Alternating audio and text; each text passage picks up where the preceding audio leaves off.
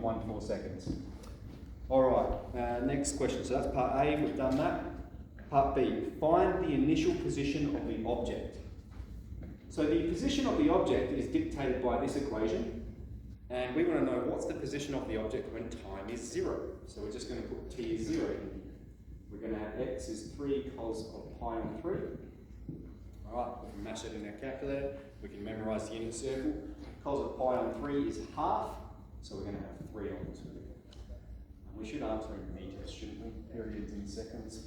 We've got metres per second. Part C, when does the object pass through the origin? Now we're quite lucky because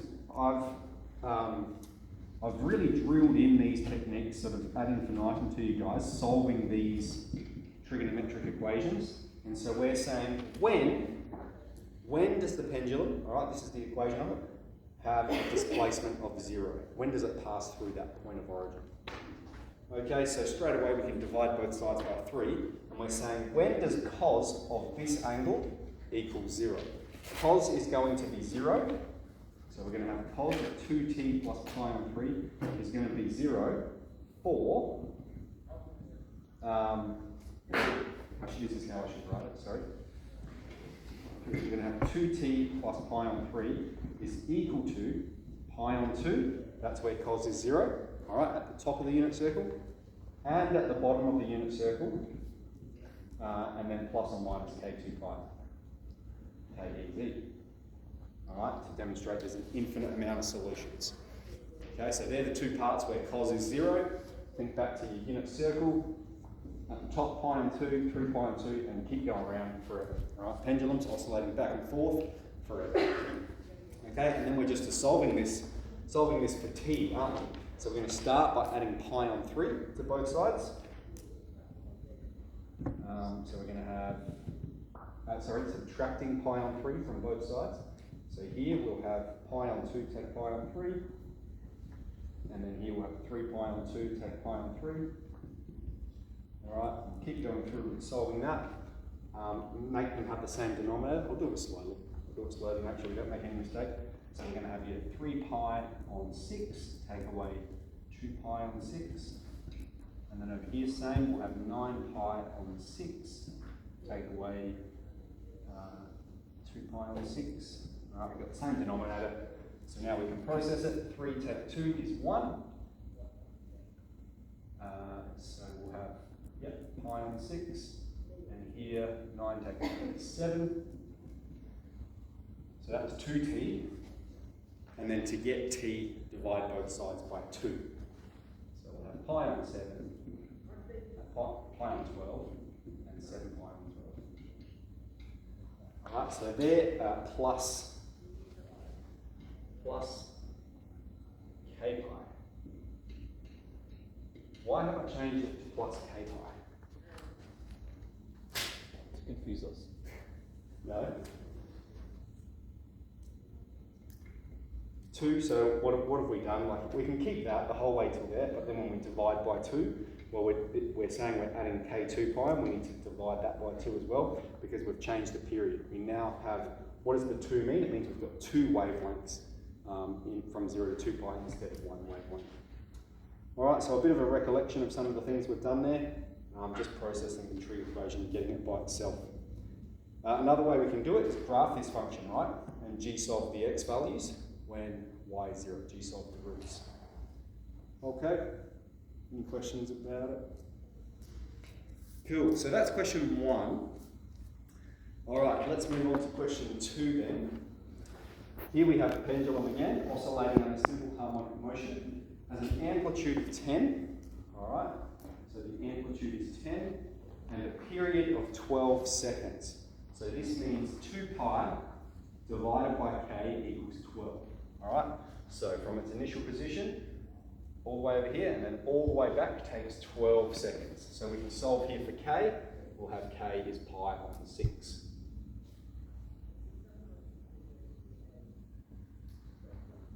All right, so then I'm going to draw your attention to the formula listed at the bottom here, where we have v squared.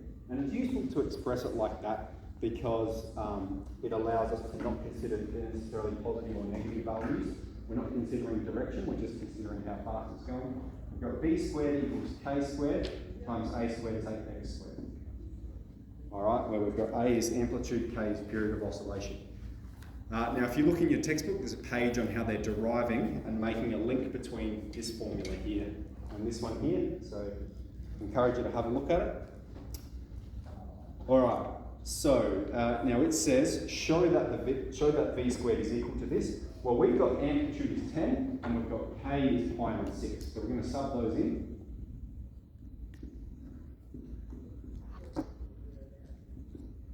And then we just need to square what we've got done. So it's going to be pi squared on 36 multiplied by 100 x squared squared.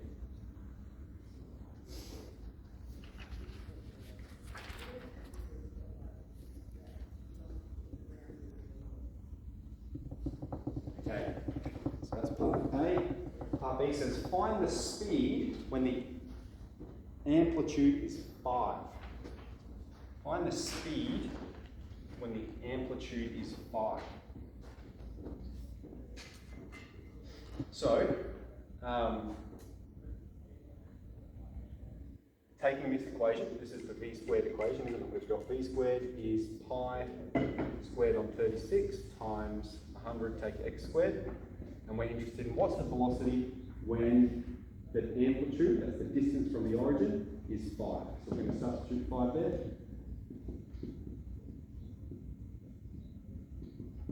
And evaluate that.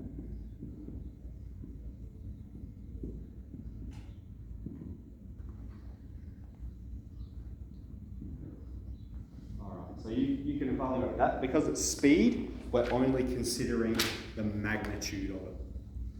Okay, so I'll just elaborate. The reason we've got our amplitude there, right? And we're saying when it's distance, its amplitude is the distance it takes.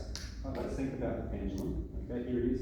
Here's the maximum place it's going to swing to. Alright, that's the amplitude, right? Here we've got amplitude of 10, amplitude of minus 10. We're saying when is it at 5?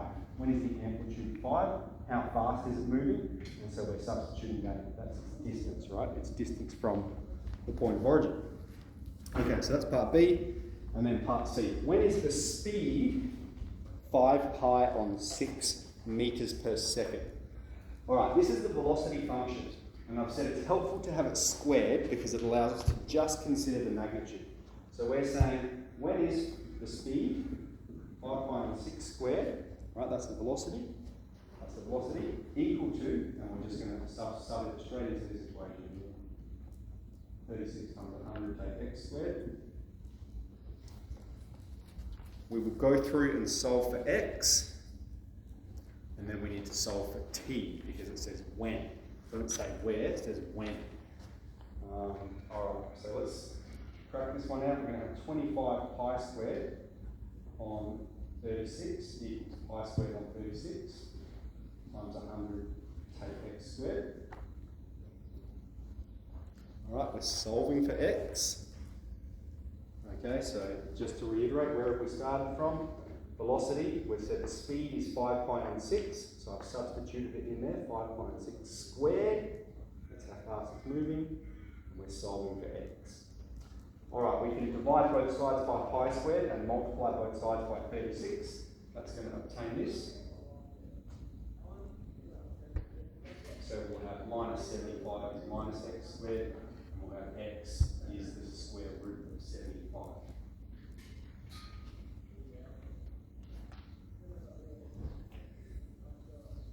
And it is both plus and minus the square root of 75 because it's in both of those locations on the pendulum. Alright, so moving that way and moving that way when the speed is 5 pi on 6.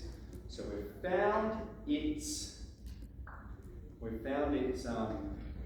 position where it occurs, but we are asked when does it occur? What's the time value for when it occurs? Okay, so here's the link between what we're doing there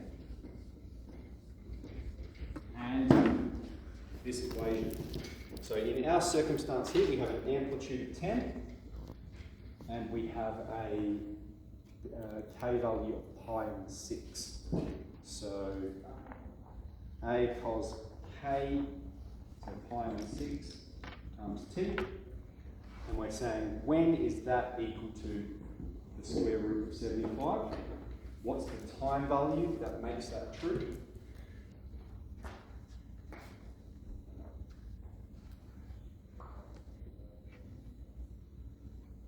Alright. So, we can divide both sides by 10, right? So let's process this a little bit. Now 10 we can write as the square root of 100.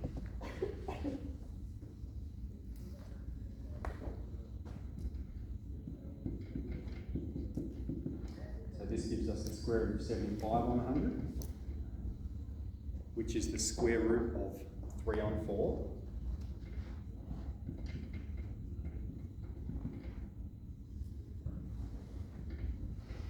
Which is plus or minus the square root of 3 on 2. So looking up here, you're probably going, nah, there's not going to be any obvious solutions to that. I'll just put that in my calculator. You can see with a little bit of clever processing, we've generated a place where we can have some solutions. So again, we'll go back to, here's our unit circle. When is cos plus or minus root 3 on 2? That's in these locations. Pi on 6, 5 pi on 6, 7 pi on 6, and 11 pi on 6. So we'll have pi on 6t is equal to, I'll write those ones out. I'll come up here. Still. Pi on 6t is equal to pi on 6, 5 pi on 6, 7 pi on 6, and 11 pi on 6.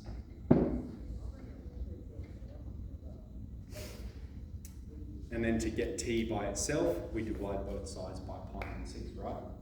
So we'll have 1, we'll have, what's that? 5, 7, 11 seconds.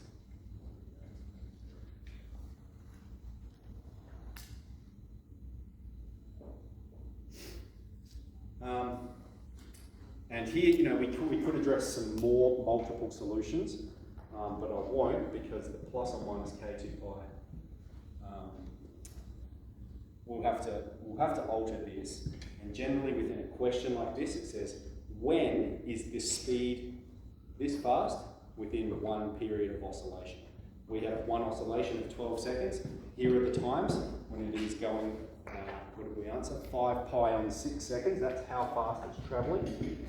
Here are the locations it occurs at. Okay, so let's think about, let's say it's here and here. They're the magic points we're talking about. Alright, so it started here. Here's the first point where it has a speed of pi on 6. Okay, that's its maximum speed, and then it starts slowing down as it goes up. Here's the second point. Alright, so that's when time is 5 seconds. Goes up, stationary, starts falling back down. There's the third location. So that's when time is 7, and keeps falling down here. It's going fastest, and then that's the fourth location. So we can see 4 locations within one period of oscillation where it has a speed of 5 pi on 6. Okay, so let's see how we go with this exercise. Let's see if we can crack.